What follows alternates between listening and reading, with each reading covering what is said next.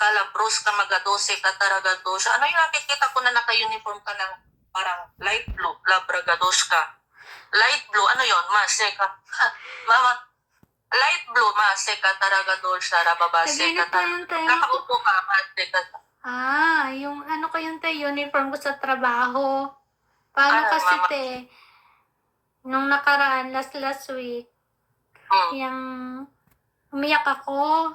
Nagalit ba ako? Sobrang galit ko ba dun sa kaibigan kong katrabaho. Parang nainsulto kasi ako, te. Tapos yun. Tapos, yun, yung parang nainsulto ba basta yung dating ng pagkakabigkas bitaw ng salita niya, parang nag-impact sa akin. So, nagalit ako, tapos umiyak ako sa trabaho. Tapos ngayon, parang na-forgive ko naman na, kaya lang parang sa akin ngayon, parang Ano to, nakikita ko, ano to yung naririnig ko, nakikita ko na hurt? Word siya na hurt. Nakikita ko hurt. hurt, nasaktan. Oo, yun yung nakikita ko na word. Tapos narinig ko pa, hurt. Hurt. Diyan sa ano mo, diyan sa damit mo, nakita ko, nakasulat diyan sa damit mo, hurt. Diyan sa, diyan sa hinawakan mo, nakita ko hurt. A word.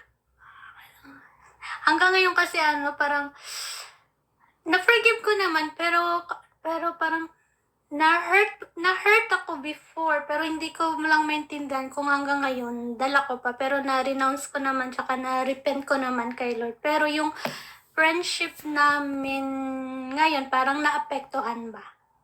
Alam mo, parang nararamdaman ko ngayong feeling.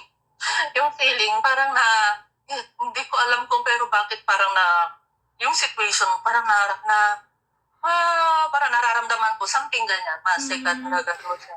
So, Tapos? yung matagal ko na kasing friends yun. Tapos parang naapektuhan na yung friendship na parang mas gusto kong ilayo na lang muna yung sarili ko sa kanya. Kasi kapag masyado kaming close, mas lalo akong na-hurt.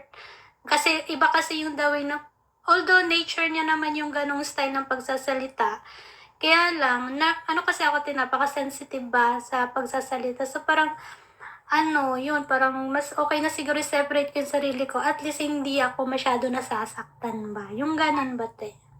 Amen. Thank you, Father God. Father God, we wash away with the blood of Jesus. We wash away with the blood of Jesus that hurt in the name of Jesus. Thank you. Let every hurt be washed away in the name of Jesus. Every anger, every rage, every anger, every hurt. Father God, let them be washed by the blood of Jesus now. Thank you, Hallelujah. Lord. Thank you,